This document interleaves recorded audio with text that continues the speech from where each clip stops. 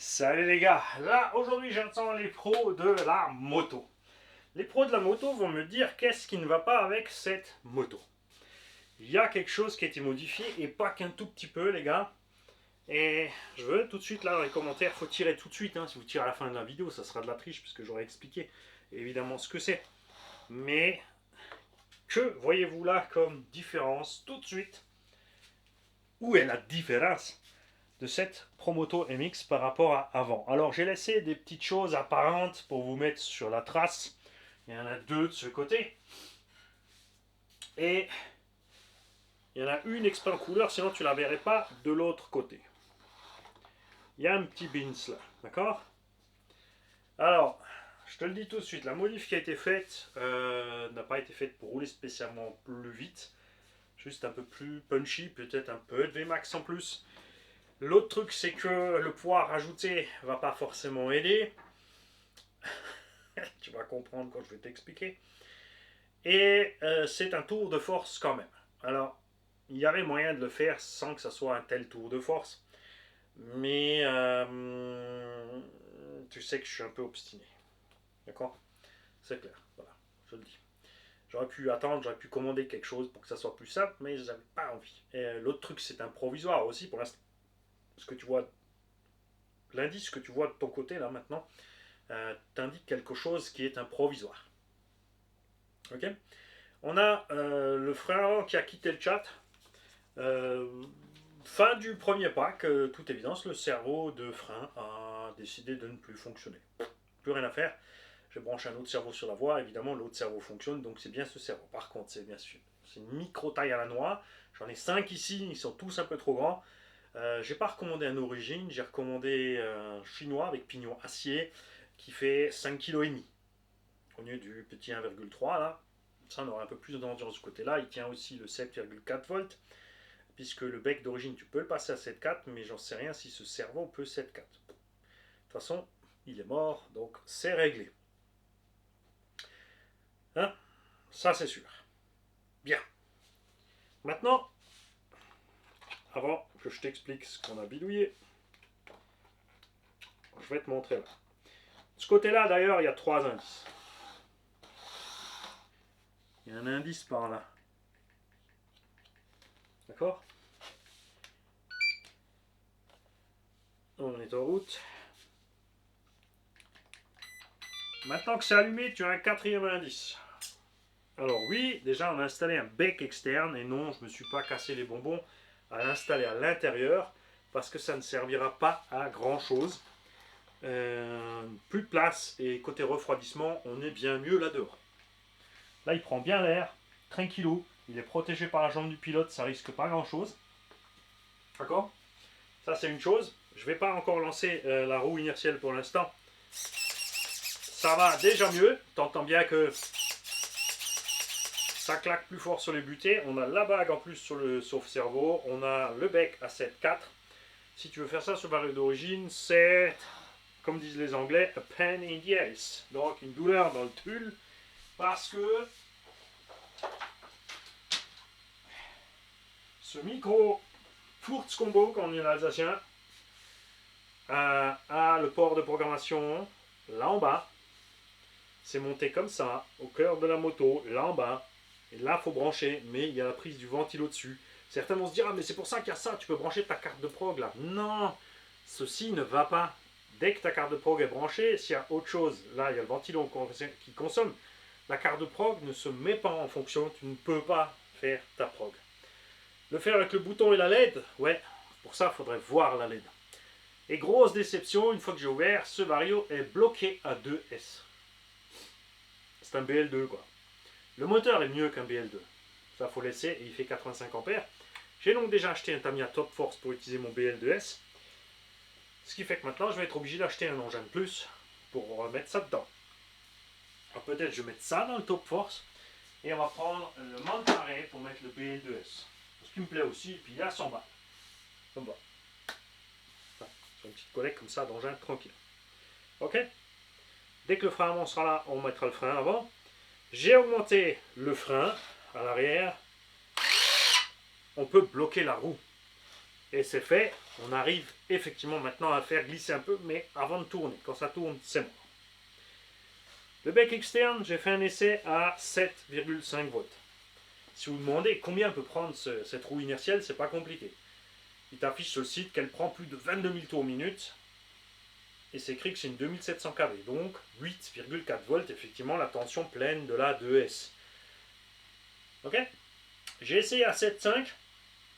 Je pense que si tu la laisses sur la config d'origine en 7,5, ça devrait suffire. L'engin se couche plus facilement. Mais là, avec la modif que j'ai faite, c'est un peu compliqué. Alors, je vais te le montrer déjà une fois en statique.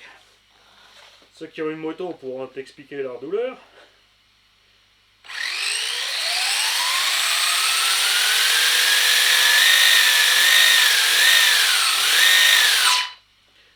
On est pour l'instant sur un punch médium. Tu vois, ça n'arrache pas trop. À bord, nous avons un Quick-Run G2 4S. Alors attention, ce Vario est gros. Pour le placer dedans, c'était chaud patate. Si tu prends un Max 10 SCT, ça devrait passer. C'est qu'un 3S ça. Hein? Ah ouais. Il y a d'autres options. Il y a d'autres options. On pourrait installer honnêtement le Vario dans le pilote. Laisser le ventilo ouvert là et comme ça il prend l'air. Le Vario n'est pas si lourd que ça, hein. Il fait 50-80 grammes, c'est pas la mort, après ça monte quand même la masse. J'ai laissé dépasser ici le port de programmation et après essai, tu vas comprendre pourquoi dans quelques instants que je vais te montrer ce qu'il y a dedans. En 7.5 ça allait pas, donc on l'a repassé en 8.4. On n'a pas monté plus, c'est pas mal. Alors en 7 volts et des brouettes, j'ai dû remettre l'AVC plus qu'au minimum pour que ça soit agréable avec la modif de débile que j'ai fait là. Comme dit, si tu restes sur le combo d'origine en 2S, ou même si sur un 3S, ça devra passer sans problème. À la base, ce que j'ai fait, quand j'ai démonté l'engin, tu m'as entendu dire des choses à propos de ce bac batterie. Et j'ai expansé le bac pour pouvoir glisser une 3S hard case, parce que j'en ai plusieurs. Et j'avais pas envie exprès de racheter des 3S soft case qui rentrent là-dedans. Ça, c'était le premier truc. Et au départ aussi, je me suis dit, je laisse le moteur, on met juste un Vario 3S. Mais quand j'ai sorti ce truc de là, 36-52, axe de 3,17, 3 kg et des brouettes, non, c'est pas possible, c'est pas possible. Alors, il y avait plein d'alternatives entre. Même de secours. Moi, j'aime bien utiliser une fois ce qui traîne là. J'ai un 1742-68 qui traîne là. Ce serait bien allé. Par contre, niveau kV, on est 3800 kV d'origine. En 2S, on va dire 4000, hein, ça fait 8. Si tu prends un 2000 kV en 4S, ça fait 8000 aussi. Tu mets une 4S à bord, c'est sûr qu'elle est plus lourde. Mais le moteur, si tu laisses le même pignon, il ira à la même vitesse. Par contre, ça va respirer. Alors, est-ce que c'est rentable de rouler une 4S pour que ça respire mieux ou de faire 2 runs en 2S? Ça, il aurait fallu tester, mais j'ai pas envie. J'aurais pu démonter le moteur de la Serpent 989. 2800 kV, lui en 3S, aurait été bien. Mais voilà, j'avais aussi le moteur d'origine du Creton qui traînait par là. Donc effectivement, j'ai installé le Spectrum.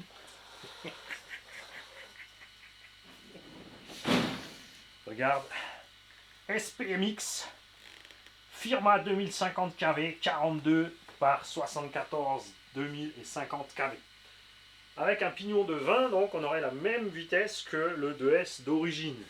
Mais mucho plus de couple, moins de chauffe, moins d'effort pour le moteur. Là, il a vraiment la belle vie. Et j'avais pas de pignon de 20. Donc j'ai mis un 24. Et tu vois que c'est pas tellement plus que ça.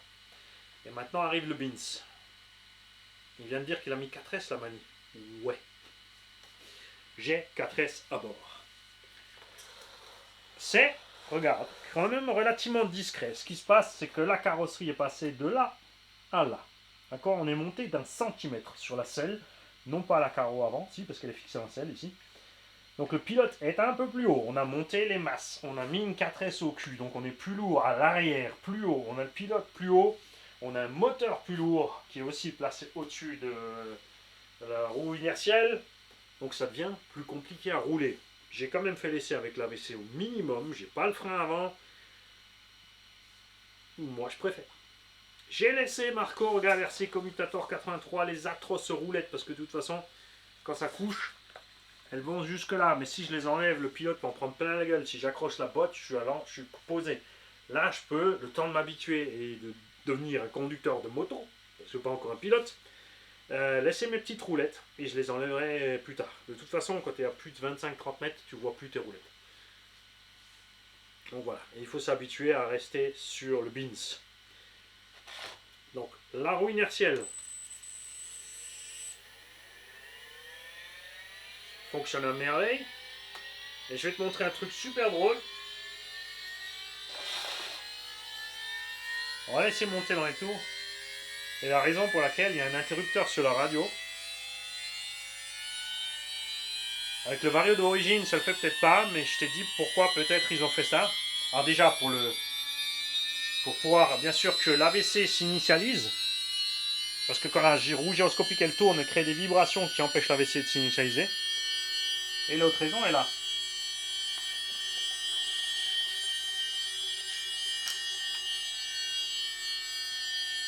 Écoute le régime.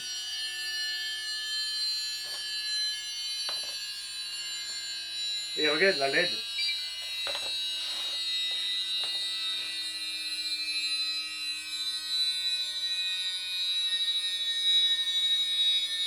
Le courant qu'elle crée alimente le bec, qui fait que cette roue, alors même, de toute façon, elle met du temps à décélérer, mais là c'est encore pire.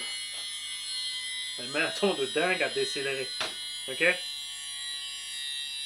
Et je pense qu'ils ont fait ça aussi pour ça, pour que quand tu coupes le courant, elle décélère plus vite. Ça s'éteint là? Non, c'est toujours rouge. C'est toujours bien allumé rouge, là tu vois bien. Hein. Alors l'interrupteur, je peux toujours le placer là-dedans. Il est plus gros que l'origine, il faudrait découper cette pièce pour le mettre dedans. Arrête de secouer toi. Le moteur, évidemment, j'ai dû couper le cache plastique.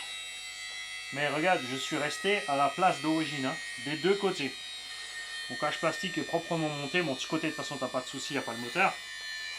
D'accord? Le poids, regarde, ça dessert. Là, ça s'est éteint. C'est plus lourd.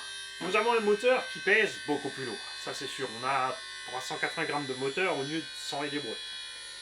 Le Vario est plus lourd. Et tout ça, enfin le Vario il est encore placé là, mais le moteur est là.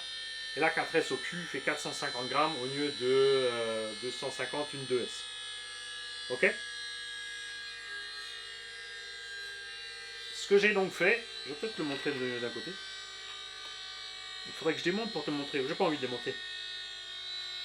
Le bac à batterie et la selle sont fixés avec 4 vis. Tu regardes la vidéo où je l'ai démonté. J'ai donc mis des cales. Et j'ai écarté mon bac. Fin de l'histoire. J'ai rallongé bien sûr ici le téton pour pouvoir rentrer ma lipo. Je vais te donner la preuve que je te raconte pas d'histoire. Comme dit à la base, moi le but c'est de pouvoir mettre une 3S hard case puisque j'ai d'excellentes 3S 8000 de chez Ovonix. De chez Huvo par Amazon. Ouais. On les a, le prix est bien, le SAV est top. Donc, tu vois, je te raconte pas conneries, j'ai bien la 4S dedans.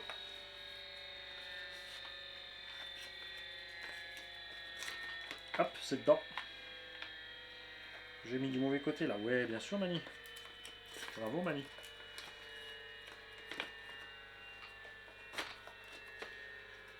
Alors, au départ, j'avais enlevé l'échappement. C'est une moto électrique. Je vois pas à quel moment une moto électrique a un échappement. Moi, le bruit de fusée comme ça, je le trouve super funky avec le machin électrique. Et là, pourquoi j'ai remis le pot? Parce que sinon, le câble est trop voyant. Parce que je voulais quand même garder un max d'effet scale. C'est pour ça aussi qu'ils ont fait ça. Losi n'a pas fait cette moto pour rouler comme des foufous. Et un souci qu'on a maintenant, c'est qu'avec le poids en plus, on a encore plus de grip. Avec le poids en plus à l'arrière, la bécane monte très vite sur deux roues. Donc en mode piste, ça devient que tu sors et que tu commences à accélérer, faut doser à une certaine vitesse. Elle monte quand même. En mode wheelie, elle monte et elle te bride avec le combo d'origine en mode Willy, tu pouvais vraiment enfoncer à fond, elle bride un tout petit peu la VMAX, ça va. Mais là, tu as l'impression qu'elle te coupe la moitié des pattes. La bécane se pose comme ça, pop, et puis bouh, tu peux plus enfoncer, il se passe plus rien. Donc ça n'a pas apporté tant que ça de plus, et comme dit, c'est un pur délire. Le but va être de mettre un moteur 42-68, un truc ventilé par exemple. Même si je trouve encore un moteur avec une pale au cul, alors pas le root dog parce que le ventilateur est juste raccroché derrière, je te parle d'un moteur qui contient vraiment une pale. C'est Plettenberg qui faisait ça, mais ça se trouve plus, je crois. Ça se trouve plus. On pourrait pousser le bouchon à voir ce qu'on peut trouver en moteur cage rotative externe qui fait 42 mm. Le faire tourner en avant pour avancer. J'ai pas regardé dans quel sens par défaut ça tourne, parce que évidemment si ça tourne dans le même sens ça va. Si par défaut le moteur tourne en arrière, ça va être un problème. Tu vois, ça c'est un peu trop gros, 44 ça risque de pas rentrer. Hein. Parce que du coup on pourrait gagner encore de l'inertie sur ça. Le problème c'est que ces moteurs là que je te montre, c'est des moteurs à 240 kV, ça sert à rien. Ou alors il faudrait vraiment supprimer la cascade de pignon, mettre une courroie. Enfin... Hein, ok. Donc là, il est nécessaire de faire de grosses modifs pour réussir à rentrer tout ça dedans. Ça m'a coûté tout le dimanche après-midi. Et l'autre chose que j'ai faite, c'est travailler sur ma suspension. Je vous l'ai dit, je n'étais pas content avec la suspette d'origine, beaucoup trop dure à l'arrière. Tu vois, là maintenant elle est bien. Ok. À l'avant, beaucoup trop réactive, on l'enfonçait et elle sort, clac. Tu vois, regarde maintenant comment elle fait. Voilà, ça c'est ce qui s'appelle une suspension. La bécane, tu la poses, regarde en statique, elle est un peu plus basse. Donc elle est là, tu vois, on est déjà plus bas, ce qui va déjà mieux, vu surtout le surpoids. Les amortos, je les ai ouverts, c'est pas compliqué, hein. Il faut démonter par en bas, mais en haut, tu as un mini amorto, la tige de 3 mm, elle est fine parce qu'elle est protégée dedans, elle risque pas de se plier. Donc la tige d'amorto en elle-même est petite, le piston est tout petit, le corps d'amorto est tout petit parce qu'il est dans le tube, donc c'est plus petit que le tube. Il y a 3 fois rien d'huile, et l'OSI, comme d'hab, n'a pas pu s'empêcher de mettre que la moitié d'huile, parce qu'ils n'ont pas réussi à gérer la variation de volume. Je ne sais pas ce qu'ils foutent chez Horizon Hobby, mais ils ont un problème de suspension. Il faut vraiment que quelqu'un passe chez eux, enfin un gars de la TLR aille chez la team Losi leur dire écoutez, c'est pas comme ça qu'on fait un amorto. Parce que là ça va pas. Donc j'ai rempli l'amorto comme il faut d'huile. J'ai mis de la 3000. 3000 CST à l'avant de cette fourche. Regarde comme on est bien là maintenant. Et regarde, on peut tranquille déjauger. Là aussi, ce qu'il faut savoir, c'est que j'ai fait le vide total. Donc j'ai rempli l'amorto jusqu'en haut. J'ai mis le capuchon, puisqu'il a une partie pour laisser sortir l'air avant d'arriver au joint torique. J'ai comprimé à fond et j'ai fermé. D'accord? Donc, on est suffisamment ferme en bas, mais moins qu'avant. Comme ça, la bécane peut vraiment plonger. Surtout que comme on a adouci l'arrière, elle va vraiment pouvoir, au freinage, quand le frein avant fonctionnera à nouveau, faire ceci. Et regarde, ici, on est souple. Et en dépression, ce qui fait que la bécane est automatiquement tirée vers le bas, là, tu vois? Ça va tout seul. À l'arrière, on a mis de l'huile plus fluide. On est juste bien posé sur la roue, tu vois, tranquillo. Et moi, ça me va beaucoup mieux comme ça. T'as pas qu'à trop bref. Du coup, vous savez ce que j'ai fait? Je suis allé voir si par hasard je trouve encore un quad Kyosho. J'adorais le système de suspension de ce quad Kyosho. Je crois que c'est Florian qui l'a récupéré, ce quad Kyosho. Voilà. J'ai reçu mes roues cross aussi. Complète de chez JRC parce que c'est infiniment moins cher, d'accord? Alors ce qui n'est pas livré avec, c'est le plateau. D'accord? Mais je vais l'acheter à part parce que j'ai pas envie chaque fois de déboulonner, reboulonner. Je vais enlever mon axe, switcher ma roue et basta. C'est un peu plus gros, ça va aller plus vite. Et c'est là aussi le but de la 4S, surtout sur la route. On va pas en profiter, pas avec ce pneu. On a vraiment trop de grip. On va déjà aller sur du parking, sur du béton où ça glisse un peu plus pour un peu plus d'action. Du popotin. Puisque maintenant on peut bloquer mieux la roue arrière. Genre. En cross par contre, on devrait pouvoir vraiment faire ripper plus de saleté derrière quand on accède. Sans forcer sur rien. La cascade de pignon est en module 0.8, GPM l'a fait en métal au pire s'il y a un problème, mais franchement vu le punch qu'on a mis, la patate qu'on a mis, ça sera pas trop. Mais ouais, je pense que sérieusement un moteur Taurus là, ventilé de 1800 kV en 42-68, ça dépassera moins, ça sera moins lourd. J'aurais pu mettre un 36 par 70, on en avait un là, grâce à tonton Jam Jam. J'aurais pu mettre ça. Ça en 4S, ça va. Mais il faut quand même trimballer tout le poids. Tu vois, il y a moyen de mettre une 4S plus légère, il y a moyen de faire plein de choses. Mais moi, j'ai fait avec ce que j'avais là. Et voilà, ça m'a éclaté de... Au début, je me suis dit, on s'en fout si ça se voit. Au fur et à mesure que tu remontes ta bécane, tu redémontes, tu trouves des soluces pour planquer le tout. Là, si je mets des câbles noirs, tu les vois pas. Je pourrais même carrément les monter sous la carreau en haut, je pense que ça passe. Les câbles qui sortent ici donc sont la programmation du Vario. J'ai branché le ventilo de ce Vario est branché directement dessus, pas sur la prise de prog. Donc je peux programmer mon Vario.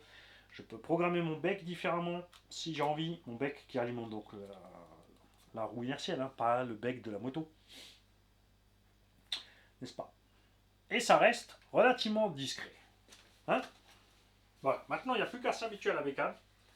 Il y a un gars quand même qui m'a dit ouais, faut être con pour prendre l'intérieur en moto. Non, tu peux faire intérieur-extérieur aussi en moto. Tu peux même faire intérieur-intérieur avec une vraie moto, puisque sur une super moto, tu bloques ta roue arrière. Je sais, j'ai assez fait de moto pour le savoir. Tu peux faire sur 50 cm, demi-tour et repartir. D'accord? Donc le con, c'est celui qui dit qui est. Dans ce cas-là.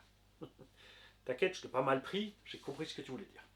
Après, toi, tu as regardé de ton œil étroit et égoïste. Tu t'es pas dit, il y a le mec, viennent de faire peut-être de la voiture avant. Ils ont l'habitude de ce circuit avec les trajets automobiles, le freinage automobile. Ils attaquent peut-être un peu trop fort, ils auraient dû faire plus cool. Ce genre de choses, tu vois. C'est bien.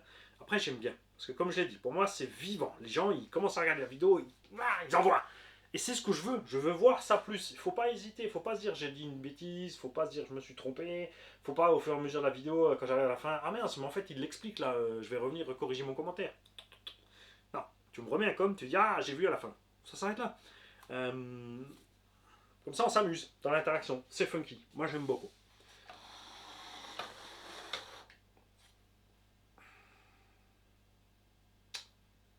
J'ai mis le orange pour reconnaître ma moto quand on sera plusieurs, et puis pour masquer la misère, même si j'ai déjà rebousillé la misère. Premier essai, mode cross, avec la 4S au cul et le pneu qui était chaud. Parce que forcément on était dans la cave, dehors le soleil chaud pèse le goudron, donc j'ai fait un aller-retour, j'ai mis un peu trop de gaz, bam, c'est parti. Hein. Donc on va encore se marrer avec cette bécane. C'est sûr, ça fait un paquet de modifs. J'ai fait de la découpe. Elle est dénaturée. Je m'en tamponne. C'est ma bécane. Je fais ce que je veux avec. Et elle fera du cross et elle fera du supermoto. Je suis pressé d'avoir fini ce pneu pour installer les pneus de touche-main. Parce que je pense qu'on a vraiment un peu trop de grippe avec ces pneumatiques-là. Et que ces pneumatiques mériteraient d'être sur une pistarde. Ça serait bien qu'ils se penchent sur faire une moto-piste. Après, ils ont déjà le concept. Donc, comme tu peux le voir entre la supermoto et la cross, ils vont évidemment, ils n'ont déjà pas changé grand-chose. S'ils font une piste, ils vont la dévier de ça au lieu de la, très certainement au lieu de la concevoir en partant de ça. Parce que je suis pour plutôt qu'ils la conçoivent en partant de ça pour pas justement pas en partant de ça, mais qu'il la conçoit bien sûr avec le même système électronique, mais qui rabaisse la bécane, qui l'allège, qui descende les masses en fait. Perso, je trouve ce pilote un peu trop gros par rapport à la taille de la bécane d'un côté. Bon, après, c'est peut-être parce que je suis un nain. Hein, ouais, parce que voilà, c'est sûr, Rafouille sur une moto, ça donne ça. Non, les suspensions sont par terre quand Rafouille monte dessus.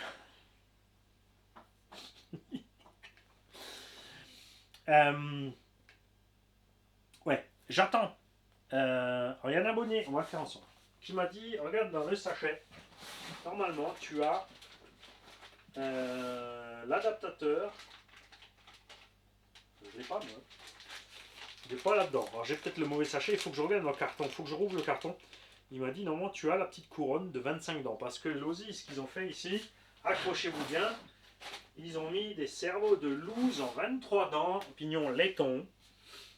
Et le sauve-cerveau, comme dit, c'est pas la gloire. Donc j'ai commandé un sauve-cerveau sur Amazon, sur Ali, qui reprend la même palonnier mais qui est prévu en 25. Pourquoi j'ai fait ça? Parce que pour récupérer encore plus, il est livré avec ses pinces. Ils sont pas tous livrés avec les petits ronds autour. Donc, d'un autre côté, on peut reprendre du gros circlip sans eux aussi automobile. Hein. Ça, c'est pas à l'aise. Ah, on verra ça. Donc, pour rajouter des anneaux autour, je veux durcir encore ce sauve-cerveau. Tu sens vraiment que la moto est couchée et que tu veux repartir, que ta bro braqué vers le haut, il faut vraiment un bon coup de gaz pour qu'elle lève et elle parte pour que la roue se redresse. Alors qu'avec des cerveaux de 20, 30, 40 kilos, on devrait pouvoir, même par terre, lever cette satanée roue. Enfin, la tourner de l'autre sens, ce qui permettra de relever plus vite. Il y a un petit lag comme ça, en fait, au niveau de cette direction à basse vitesse. Et ça m'embête, puisque moi, j'ai vraiment envie de faire du très sinueux zigzag. Donc, je te rassure, si tu as acheté cette bécane, fais-toi plaisir. Prends-la comme elle est, full stock. Tu te mets la bague en plus sur le sauve-cerveau, d'accord? Ah, comme dit, arriver à programmer le 7.4, tu feras ça au moment d'un entretien. Même si tu as vu que c'est pas compliqué à démonter, tu as un clip à sortir, tu ouvres le bonhomme, tu fais un quart de tour avec une assiette, tu l'enlèves, tu enlèves les pieds, tu enlèves ton habillage, 4, 5 vis, 6 vis, 8. C'est vite fait, c'est des mini-vis, tu enlèves l'habillage. Et une fois que tu as enlevé l'habillage, tu as 4 vis principales qui te permettent de décrocher l'arrière à l'avant. Ça ne se sépare pas complètement, tu ouvres, et une fois que tu es ouvert, tu as accès à tout ce qui est dedans. Vraiment, va voir ma vidéo démontage, je crois, 9 minutes, quelque chose comme ça, la bécane était ouverte en pièces. Donc c'est facile. C'est vraiment facile. C'est juste différent parce que tu n'es pas dans une automobile, encore moins dans un plateau standard buggy truggy 1.8. Il y a des standards comme ça, les gens sont habitués à ces standards, et dès que ça sort des standards, ouh, c'est inaccessible. Non, c'est différent, c'est tout. Donc j'ai commandé ce sauve-cerveau alu, je vais mettre plus de bagues et je vais pouvoir mettre. Et là, franchement, j'hésite. Si je mets le cerveau rapide type EcoBoost, ou si on va carrément déconner sur du 70 kg ou du 55 à pignon hélicoïdal. 55 kg, 7,4 volts et ça sort 0,09 secondes. Ça devrait être pas trop mal, un des deux, je sais pas encore. Ou comme dit, sinon au pire on met l'EcoBoost qui est peut-être encore un chouille plus rapide que ces deux-là. Je crois que 0,08 n'est pas plus rapide. Bref, améliorer un petit peu cette direction. S'habitue un peu à la bécane. Et je te le répète, hein, c'est pure déconnade d'avoir mis ce gros moteur et la 4S. De l'autre côté. Non mais sérieusement, si on redescend le poids ici de ça, il y a un moteur plus court. Ou peut-être quand même se calmer et descendre sur le. Après l'autre, il a pas assez de kV en fait. En 4S, le 1600, j'ai pas assez de kV avec l'étagement fourni. Ça c'est un peu. C'est là que ça coince un petit peu. C'est pour ça que je serais plus tendance à monter sur un 2800 au 3S. Hein, en gros. J'ai le 3000 qui est dans le Fusion, par exemple. Ça serait juste bien. Puisque 4000 kV en 2S, 3000 kV en 3S ou 2000 en 4, tu vois. On est dans les bons tons. Par là. Mais je vois bien le moteur ventilé là. Déjà, on va faire quelques essais comme ça. On va voir ce qui se passe avec la chauffe, l'endurance, la température, la consommation. Tiens, je vais checker. Regarde, on va vite checker la batterie. Pourquoi tu l'as remis dedans lui? C'est pour leur montrer comment ça se passe, c'est le suspect. Ah oui, c'est vrai. Le truc, c'est que j'ai déjà roulé facilement 10 minutes dans la rue.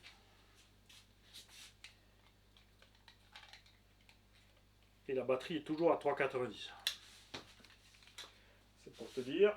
Après, comme dit, hein, si tu mets 2 x 2S 5000, tu feras peut-être pareil. À voir. Je vous souhaite à tous une belle journée. Ouais, vous n'avez pas fini d'entendre parler de la bécane. On va faire des expériences de. Ça va donner. Dites bye bye à la carrosserie. Je sens qu'elle va pas aimer.